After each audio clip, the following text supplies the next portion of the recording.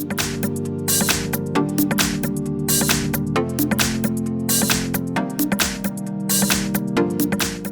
guys, if you wanna change your default application on your HTC U Ultra, just go to the settings.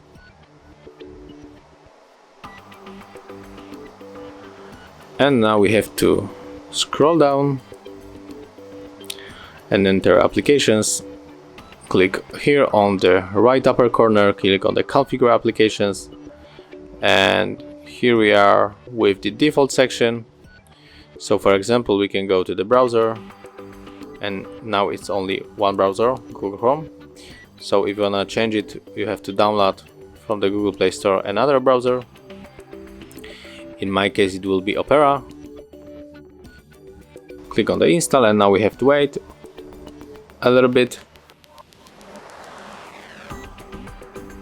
Okay, and right now we can just click here and back to the settings. Go back again and click on the browser. And as you can see, we can set up right now between these two browsers. So go with your favorite. I will of course stay with the Google Chrome. So thank you for watching. Leave likes, subscriptions, and of course comments below.